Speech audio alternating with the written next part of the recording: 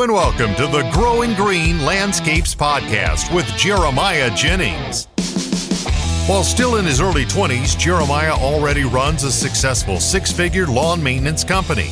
Listen in as he and his guests share the things that have brought them success that can help you in your business. As a young entrepreneur in the green industry, Jeremiah emphasizes the tips and tricks involved in running a lawn maintenance business while discussing the principles applying to all small businesses.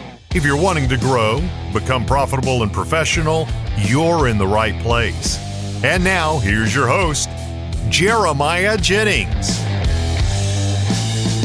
What's going on, everybody? Thanks for tuning in to another episode today here on the Growing Green Podcast. This is your host, Jeremiah Jennings, and man, I'm excited to be coming to you today with another fresh new episode here on the show. Thank you for tuning in. We never want to get over that. It's always never take it for granted. All of you out there who listen to the show and support us, and just let us know that the show is helping and growing the community and helping people out there. We love to do it. We love to bring out this content, and I'm going to keep doing it as long as I can. Let's just say that. I'm not going to make any promises for how long it will be, but we're going to keep it coming for as long as we can, and I really enjoy it and don't see it coming to an end anytime in the near future. So, for today's show, this is going to be a solo episode, and honestly, I don't really love solo episodes most of the time because I'm not that good at.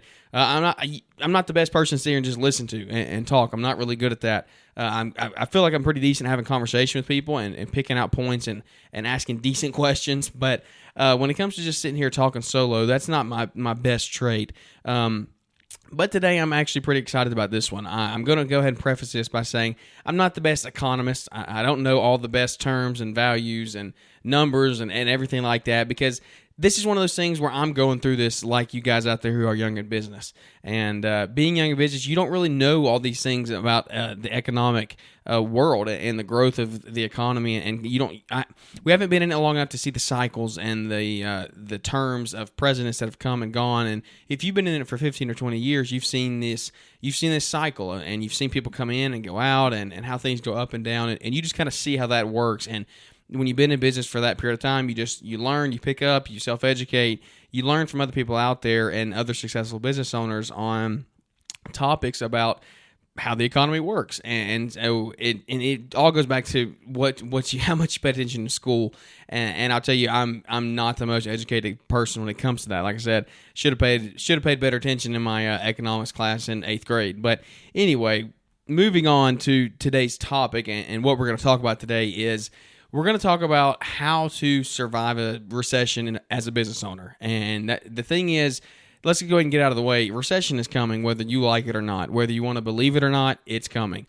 And if you listen to anything out there, you listen to any leader who's in a business position or a business owner or a role like that, any business, podcast, entrepreneurship, leadership role, they will tell you, anybody who's been in it the test of time, they've stood the test of time, they can tell you recession is coming. You look at the past, you look at what has led up to recession, all those things are falling in place. We're heading that direction. Now, that can be a scary thing. Recession is a big word, and it's one of those things. I've done some research just here and there as I've thought about this topic and what we're going to do in today's show, and it's just one of those things that's like, I don't know, recession is scary, and I feel like if you're young in business, you hear recession and you're like, what does that mean? I don't know what a recession is. That's something that's a very value. I mean, it's a very, very well could be you, because it was me at some point, and not that long ago, honestly. What is a recession? And so what is a recession? Let's talk about the definition of recession. Webster's Dictionary says it's a period. I was going to say a periodic. It's a period of temporary economic decline during which trade and industrial activities are reduced, generally identified by the fall in GDP in 2 successive quarters. So we've all seen that. We've seen the GDP decline over the past couple quarters, and since this last, I don't know, I guess you could say the presidency, whoever. I can't think of I can't think of the name of like their term, this regime. I don't know what you want to call it, but since they've been in there, since this office has been in office, we've seen the process of the downhill spiral of what we see is coming in the future. So recession is coming. We just gave the definition of that. What is it? Well, what I want to talk about today is what we can do as business owners, people who are young in business, or maybe if you're not young in business, maybe you've been in business for 10 years, who knows? But because you've been in business for 10 years, you really haven't seen you haven't been through a recession yet. If you have not been in business past 2008, really, between 2008 and 2010, you really you haven't really been in business during a recession. So like, what do? We've been in business and we've done pretty well. Ever since I've been in business, the economy has been booming. I don't know what to do when a recession happens. I've never been through one. So I felt like it was necessary that I should come on here and talk about that a little bit, because I've been reading. So what sparked this? And if you want to write out a title here in your brain, like a preacher does for a sermon, my title would be "How to Thrive in a Recession," not just survive as a business owner. Because you don't want to survive, you want to thrive. And I mean, there's going to be points where you probably do have to survive at some point, but I want to set my business up for success where I'm not just surviving, but I'm thriving instead. I was just scrolling on Facebook earlier today, and as I was reading, somebody's post came up and was just I don't remember who it was, but was talking about how business is struggling this year, and inflation's going up, and gas prices are going up, and material costs are going up. Everything's going up, and profits are going down, and business is struggling. It's trying to make ends meet, and he's getting really discouraged and down on himself. He didn't know how much longer he was going to be in business, and it just got me thinking, man, how many people do I know that could be in that boat? Could I be in that boat in 12, 16, 18 months? I don't know. That's the thing is, we don't know how bad it could get. And I don't think it's going to be as bad as what some people are saying, but I think it's going to be worse than what other people are saying. I'm really interested to see what happens. I don't know. I expect to learn a lot over the next 2 to 4 years, because it's going to be a time where this is the first time that I've owned a business going through it, and I'm going to definitely have some struggles and I'm going to have to grow a lot through this period. I'm going to have to self-educate a ton. I'm going to have to study up on the economy and just learn a lot. I've got a lot of learning to do and a lot of growing, and I think that's the case for a lot of us out there, a lot of us business owners out there, and there's just a lot of work to do as business owners outside of the business when it comes to running the business in other areas. So, recession, that's what we're talking about. That's kind of what fueled this. Is I've thought about it for a while, and then I saw that post, and I was like, man, we got to get on. We got to do a podcast about this, because it's just something that I feel like is coming, and it needs to be talked about, because it could really puts you out of business very quickly if you're not set up for success the right way. So what I have is I have a list of points here that I've just kind of came up with and wrote out, and I've just thought about, and I kind of tweaked some and turned some, and I've gotten some of these from some other people out there who I've read about and what they've done as business owners and entrepreneurs to survive recessions, and kind of made these my own. But I want to go through them and talk about these, because it's some of these you hear every day. Some of these you hear, but you don't really think about it in terms of, why would I do that? Like, you think about it for different reasons other than I would do that to thrive in a recession. And as I went through these and kind of made these my own and thought about them and how I can apply these in my own business, it really hit home. I was like, man, I need to really check up on some of these and become a lot better in a lot of these areas as a business owner, because if I don't, I'm going to be in big trouble. So the first one is, well, let's just go back to recessions in general before we get into the list of things. If you don't believe me yet, recession, we've had 18 over the last 100 years, roughly, somewhere in there. 18 recessions over the last 100 years. So they are scary. Like I said, they can be scary. They don't need to be. If you go through this list and you do them and you do these things the right way, you can be prepared. But we've had 18, so they're scary, but they're common. Okay, it happens. It kind of resets things. And the thing that you can take from this is that 18 over 100 years, what these recessions do is they put the bad businesses out of business. The people that aren't really running a successful business, a profitable business, it just puts you out of business, because you don't know your numbers. You don't know all these things that we're going to go through. You're not doing them well, and if you're not, the recession will cancel you out. All right, and so that's what we're heading to, and we're going to kind of just talk over some points on how to combat that and how to thrive instead of survive. So let's go to just point number one, I guess you can call it. One thing that I have written here is up-level the skills that are in your trade. So if you're in the lawn care industry, which a lot of us listening in I think are, if you're in the lawn care industry, how can you get better at what you do? take your skills to the next level, and all the skills that you need in your business when it comes to marketing, when it comes to relationships building, when it comes to the act of mowing grass, when it comes to the act of edging and weed eating and trimming and everything that goes along with running your business, the skills involved to run your business. Make a list of those that you have to run your business, and then go through that list and make a scale on a 1 to 10 and number them, and what order are they in, and put those in order, and which should come first that you need to make better. If you look at that list, you say, I need to make that one better, and you should go through that order and make those better in that progression. So if you think you need to up your marketing over the next 2 to 4 years, or 6 to 8 months, or however soon, then you need to put that if you think your marketing needs to be done like now, that needs to be number one. Okay, if you think you're pretty good at building relationships, but you're pretty good, you could get better, but that's not like the forefront of your list. Make it your 4th priority or something like that. But go through it and do whatever fits your mold, whatever fits your business, and mark those things and put your level of, I guess, importance on them, and pick one to just start fixing today. Up level those skills of whatever skills in your business you need. Up level those and take them to the next level. Because if you don't, let's just go back to cutting grass for a second. Maybe that's your number one thing, you need to just up level your grass cutting skills. If you're getting in and you still don't know really how to do it, you're still learning. You're trying to figure out how to stripe. You're trying to figure out how to not scalp, how to how to turn your zero turn without tearing up a yard. Those are things you need to know before heading into a recession. Because guess what? If you're not doing good work and you're already charging a high price, then people are going to be looking for you. They might not leave you for the high price, but they're going to leave you because you're not doing good work. So you got to get that good work aspect figured out first, and then you can charge that high price. And then they'll realize, hopefully they'll realize what they're getting there is worth paying for. So that's kind of one of them there that I wanted to hit on is figure out your skills that are required to run your business. And maybe you're a hardscaper, or you install French drains, or whatever it is in your company that you do in your industry.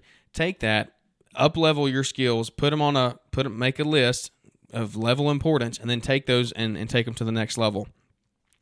Number 2, I guess you could say, is build better relationships. And the thing with that is, how can you build better relationships, and why is that so important in a recession? If you could ask me that, why do I need to have better relationships for a recession? Like, how does that help me? Okay, one example that I was thinking of is just like, when you build better relationships, it helps you with your marketing, and we'll talk about marketing here in a little bit. But the thing with that is, when you build those relationships, those people are the ones that are going to be turning to you when we're all hurting, when we're all searching for the next dollar, when we're all out there trying to make ends meet and get by. Then if you have a good relationship with somebody, they're still going to refer you. Just because we're in a hard time doesn't mean they're not going to refer you to somebody else. But if you have that good relationship, then they're going to refer you. That's what I'm saying. If you don't have that good relationship, they might not. They might just say, hey, go find somebody that's cheap. All right. Or that might be what they do, is if they don't know you, they don't know that you cut grass, they don't know that you do a really good job, they might just go look for the cheaper option. They might not know. So you have to build those relationships, and don't just, you got to get in your community. You got to network. You got to communicate with your local officials, maybe your council members and Chamber of Commerce and all that stuff. You need to get involved in that stuff, and really that can take your business to the next level just because the relationships that you build. Build relationships with other business owners in the area, other small business owners. If you build those relationships with them, then you can turn to them to help you during this time of recession. If we get in this thing and you're like, man, I'm drowning, I don't know what to do, and the first person you know to talk to is 3,000 miles away across the country, we know people that are across the country, but if that's your first option, sure, you can pick up a phone, but they can't really help you because they're not really in your market. They don't know what's going on in your area. But if you get out and you network with your local community and small business owners in your community, then you can take that relationship and take it to the next level, because you can go and ask them for help, hopefully, and they'll help you. And you don't have to, even if it's in the same industry, you don't have to say, how can I get more clients? You can just say, man, how do I run the back end of my office? How do I figure out how to get my numbers right? How do I do this stuff just to survive this recession?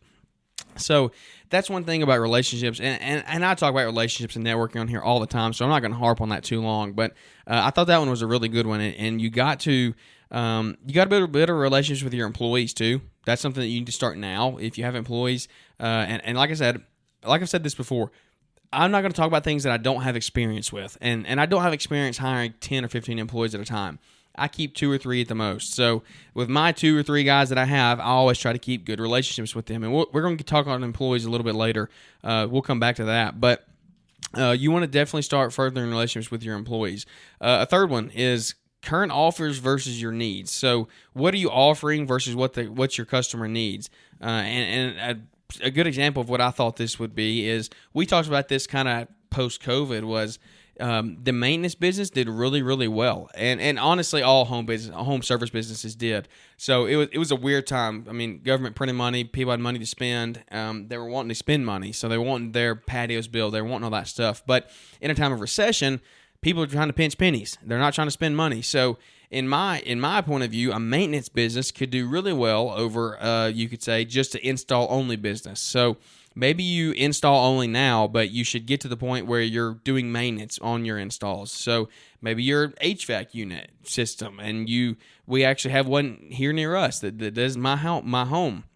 They do new installs, but they're now offering a service program where they can come back and service your unit once a year and keep it up to date. So they're going to get all those new install clients. They're going to get them signed up for a service program, and that doubles. I mean, it doesn't double your income because obviously a service call isn't what a new install costs, but it doubles your I don't know, your visits or whatever out there, and you're generating more revenue because of that. So maybe you're installing patios right now, and that's what you do. You do new installs. Well, maybe you want to find a service. Maybe you want to find irrigation service or something. You get something that you think you can do and start offering that maintenance, that servicing. Because during recession, service still has to happen.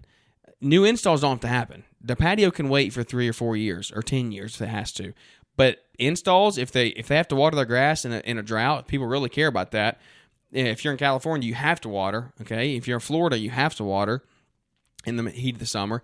So if their irrigation system's messed up, in a recession, they're still going to pay to have it fixed because it's got to be fixed for their yard to get watered, for them to have green grass. And green grass matters to a lot of people. So what I'm saying is is figure out what you're currently offering versus what the customer currently needs and what their customer is going to need in a recession. So if we're heading that way, now obviously over the past 2 years, the needs are changing from what they're going to need, all right? They're going to need service. They're going to need maintenance over the next couple of years. They're not going to need new installs necessarily, I don't think. So I'm not saying you can't run a business doing solely installs. I know plenty of people that do that and plenty of people that probably will. But I'm just saying if you want to add a little extra revenue in during this recession time and want to help yourself thrive during the recession, think about turning into service and maintaining as opposed to just doing install only, because you want to offer what the customer needs. Number 4. I think this is number 4. I've already lost count. Next point. You want to offer good payment plans. You want to offer things that the customer you want to ask good access for the customer. And this is something that we've already talked about with CRMs is you definitely want to offer in a CRM. I mean, all CRMs offer online payment nowadays. But one thing that I was thinking about, and I forgot who I was talking to about this, but I really believe that checks are going to become a thing of the past pretty soon. In the next 5 to 10 years, I think checks are going to become outdated. And because banks are going to start charging for checks, I think. They're going to start charging to process checks. And some banks already do. Some banks already do charge to process checks like remote deposits and things. So if you're the guy that just give me the check under the grill or put it under the mat or whatever, you might want to start getting away from that. You might want to look into, and you do need to look into a CRM, but even if you don't look into a CRM, which you should, but if you decide, hey, I don't want to do that, I'm just a pen and paper guy, all right, if you don't do that, please don't be so naive to not even get an online payment system. Go to a Square or a Stripe or something like that and get something set up and get a little card swiper you can put in your phone and take card payments that way. If the customer's always home, then that's okay, but just take that card and swipe it while you're there instead of getting a check. You want to offer good access for the customer over these next 18 months, and a thing with that is the thing that you can take with that is, as we said, I think checks you're going to start having to pay to process checks eventually, I think. So it would also save you money in your business and help you become more profitable. Next point, multiple revenue sources. That's a big one. And if you listen to any entrepreneur, any millionaire has multiple revenue sources. They have seven sources of income is what I think what the average is, or something like that. When it comes to millionaires, is they have multiple sources of revenue, and that's something that we're working on personally in our company. Is right now we have the lawn maintenance company, and it does good. It does the landscape company. It does good, but we're looking at other ways to increase our revenue and increase our net worth, and other companies that we can start here on the side, and side hustles, and whether it be social media one day or other companies. I'm not going to get into that because it's just all dreams and hopes, but real estate and maybe vending and things like that we have in our area that we have good opportunity to get into. We need to start looking into that, because if you don't start now, it's going to be a lot harder to get into it when you're in the middle of a recession. If you don't have a lot of cash on hand, and it's risky. It's a risky time to be starting a company in the middle of a recession, because if it goes bottoms up, then you're in real big trouble. You don't know what kind of money people are going to spend on it. You could be in really big trouble on that. So you just want to start with your multiple sources of income. You want to start now, and it might not be something huge. Maybe it could be. And this could go back maybe a couple points too. Within your multiple sources of revenue, like us, we have lawn maintenance service, but we also have landscape install service. So that's kind of two sources of revenue, because we have our maintenance clients, but then we also have our install clients. I think our installs will significantly drop if we head into a recession like everyone thinks, but I think our maintenance will be okay. So instead of just, like I said, just having our installs, we have our maintenance too. So multiple sources. If you run a landscape company or whatever company you do, just start maybe other divisions of your company you can start adding on, even if it's not new companies, new businesses outside of that one. See if you can add on any other new divisions to just start adding some more cash flow and becoming more profitable in that one business. The next one, this one I got from a lady that I was watching a video, and I actually like this. I haven't thought that much about it, but getting a business line of credit before the recession happens.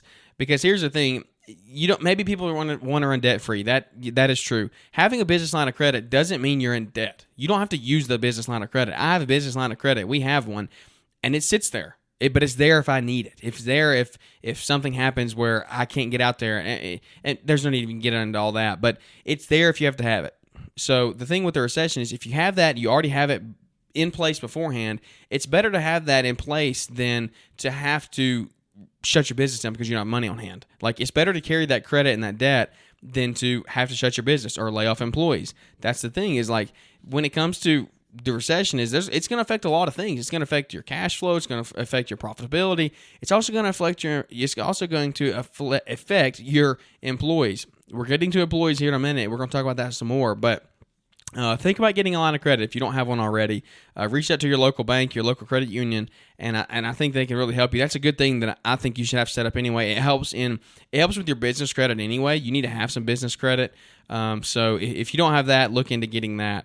The next point is know your numbers. Man, how many times have we talked about know your numbers? Is that something that's overstated or what? Maybe it's not overstated. It just doesn't always get really highlighted and emphasized as much as it should. So knowing your numbers, I think it's one of the most crucial things in running your business. But knowing your numbers is, man, there's so many areas we could go from here. But if you don't know your numbers in a recession, you can really, really end up in a deep, dark hole. What are subscription services do you have? How much are you paying for insurance? What are your loan payments? What interest do you pay on those loans?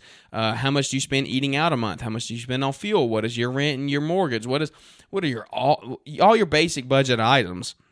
What are your utilities? What are all the things involved in running your business? And you got to get that down to a fine print and say, how much am I spending on small tools and equipment? Am I buying a shovel every now and then? Or like, how much am I spending on that a month on average? Because if you don't know that stuff now, you're going to end up upside down. You're going to end up upside down in your business. You very well could. So one thing is like marketing. If you're paying for marketing, then when you look at your marketing, you need to be getting that to the point of, maybe you're paying for multiple marketing outlets, like you're doing Facebook ads, you're doing Google My Business, you're paying for those. Maybe you're running some ads on Instagram. Maybe you're running some local newspaper ads or something like that. I don't even know if anybody does that anymore, but just things like that. If you're posting on a billboard or whatever, if you're on multiple marketing outlets and multiple places out there, look, you need to know which one of those are giving you the best return on investment. Which one gives you the best ROI? Because if not, you could end up canceling the one, and this all goes back to knowing your numbers, because you can end up canceling the one that was making you the most. And hopefully, if it's making you the most, then you know that. But if it's making you the most, then you need to keep that one and get rid of the 3 bottom feeders who don't give you anything, because you could take that money and put it towards payroll or put it towards fuel or anything like that. Fuel is outrageous right now. Like, man, it's crazy. I got a memory on my phone today of 1 year ago today. I'll actually post this on my Instagram. And 1 year ago today, I got a memory from them, and it was $103 to fill up my truck, my diesel. And I thought that was a lot. I was like, man, $103. That's a lot to fill up a diesel. And that was 34 gallons. That was full, from empty to full to the brim. Today, that same truck, 34 gallons, was $182 to fill that thing up. So 82 or 80, what is that? 104 to 82. $78 more in 1 year, in 12 months. $78 more to fill up my truck than it was a year ago. 12 months ago to date, it was $104. Now it's $184, whatever I said. So you got to know that stuff. You got to know your numbers, and it's only going to get worse. That's what I'm saying. Like, things are going to continue to get worse, and before they get better, and that's okay.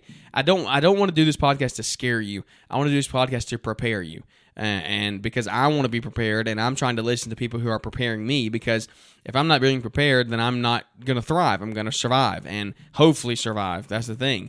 Is if you don't know this stuff, you won't even survive. So know your numbers, get down to the nitty gritty of it, know what you're spending, where can you, into the next point here, where can you trim the fat, where can you trim the waste, and you don't want to be spending on subscription services you don't need. And maybe it's one of those things that it's a $10 Amazon or something that you don't really even use, but or I don't know, there's a ton of what it could be, an editing app for Instagram posts or something like that. $10 a month, you don't really even use it, but hey, you did it in 2020 when business was booming. $120 a year, that's nothing. But in 2023, 2022, $120 a year could turn into something, because the thing is $120 now isn't what it was in 2020, and it's just that simple. So you got to know down to the nitty gritty, those small subscriptions, all those small purchases, food, eating out, all that stuff.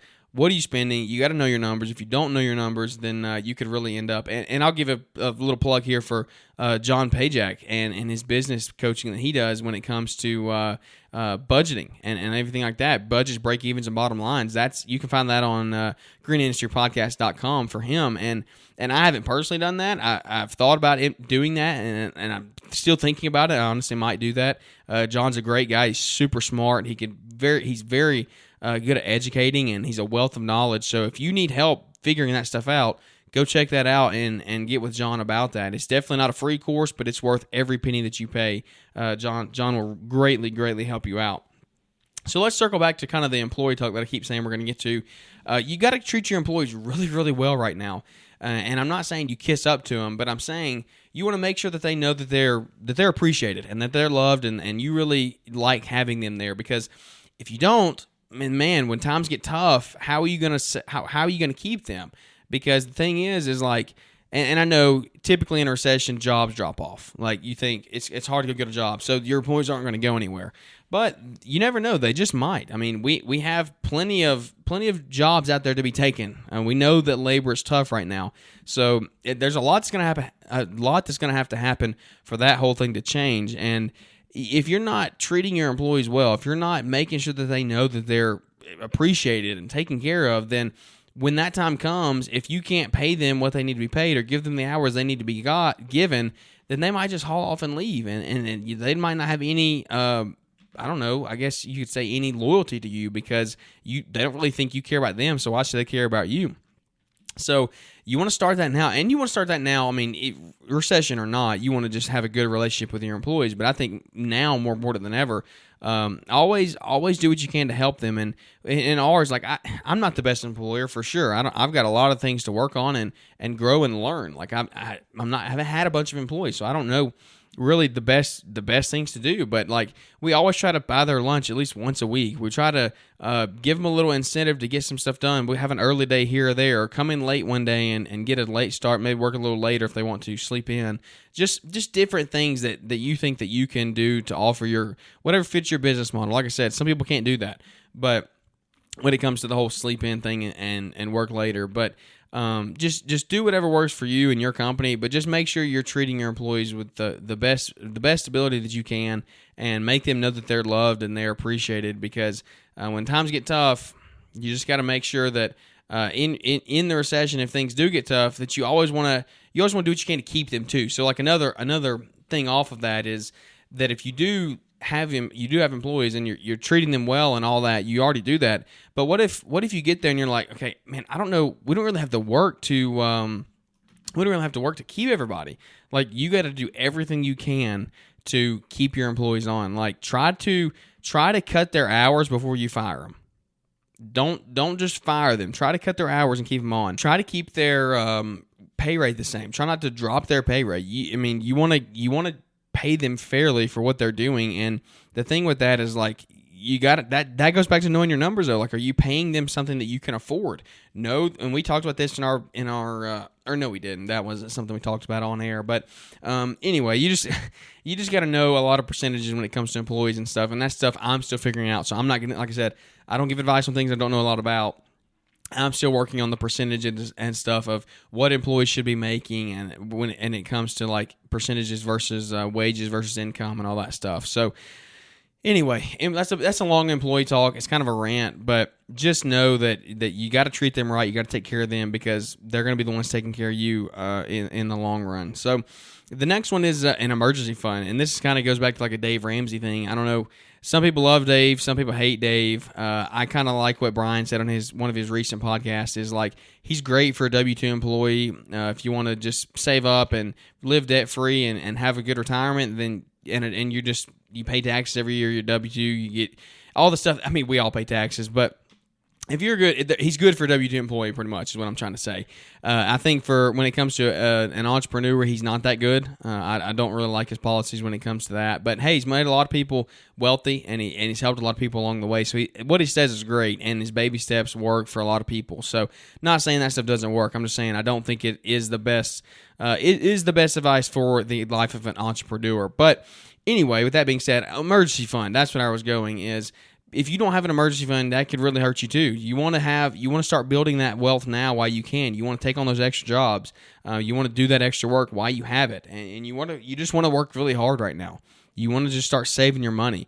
With this emergency fund, you want to know, like, I mean, a lot of people say 6 months of your business's expenses and payroll. That's the thing. You want to cover payroll too, and what you would be getting paid. You want to cover that, because if you're a successful business, then it's what the business makes after everything and everyone has been paid. So you want your emergency fund to have all that covered in it. So if you need to save, if you're running $6,000 a year, $5,000 a month, then you're going to need $30,000 for an emergency fund if that's what you're running. And that's obviously just an easy number to throw in there. But 6 months is something that it works good for some people. Some people don't like that. Some people need a 12-month emergency fund to feel better. Do whatever works for you, but I think a 3 to 6 month is necessary in your company that you should have. And these are when I say this stuff, like, I know a lot of people probably don't have this stuff. And hey, maybe you do. If you do, kudos to you. I'm so happy for you. I shouldn't say I'm proud of you. That doesn't mean anything. But I'm happy. I'm proud. These are all things that I'm working on in our business right now. This is just part of being young in business, and a lot of people don't have. A lot of people are reinvesting at this stage. You don't have a ton of money to throw into in an emergency fund because you're reinvesting everything. You're not taking profits, but it's just something that, man, hard times are coming, so you might want to just think about that stuff, these things, these points, this emergency fund as we move forward, because I just think that it could end up helping you in the long run, having that cash sitting there. So that's kind of the end of the list of the things that I had. I mean, I don't want to ramble too long. We've already sitting at 35 minutes, so I don't want to take too much of your day here. We try to keep these solo shows short because I just don't want to ramble. I don't like listening to people ramble all day. But man, just work hard. Take on the extra work right now while you can. It's a lot. I know it's a busy time of year right now. Spring is still going strong. We're not even to the summer months yet. Almost into June. I think midway through June, the spring rush dies off. But we're still going strong here in Alabama. I know I see everybody I see on Instagram is going strong as well. So that's a good thing, man. Take that work while you can. Save up those pennies. Hoard your nuts like squirrels do. I mean, get ready for winter. Literally, we need to get ready for winter for us. But then also just in terms of recession, save that money. So I don't know. I hope this helps somebody out there today. If you were struggling and you're like, man, this is just a tough time, then maybe you can start working on some of these points and it'll help you and your company, and maybe just help get you out of slump, or maybe just give you some action steps to take to get started. That's the thing, is like one thing that I wish we had more of in today's world when it comes to business podcasts and leadership and stuff is like, I want action steps. As a person who wants to get better and wants to educate myself, give me some action steps. Give me some things that I can do personally to get the ball rolling and get started. And if you would like to see more of that, shoot me a DM. Let me know, or comment on an Instagram post or whatever. Leave a rating and review down below, and in your rating say, hey, I listened to this episode, and I think that we just should get some more. We should get some more call to actions and just some points to get started. So. If you liked it today, man, would you leave a rating and review? I'm not going to sit here and ramble anymore. I'm going to end it right there. I hope the talk has helped you in some way, shape, or form. If it has, leave a rating and review. Those really help us. And I don't want to just get on a soapbox and talk about ratings and reviews, but they really do. They really do help social proof us. And we've gotten a pretty good amount. We've kind of stalled out recently, though. We need to get those things flowing back in here, especially this time of year, as this should be a hot listenership time because everybody's busy. Everybody's on the mowers and listening to the show. So share the show with your friends, too. We love hearing news stories and new listeners coming in. I get a couple messages a week, really, man. I really do.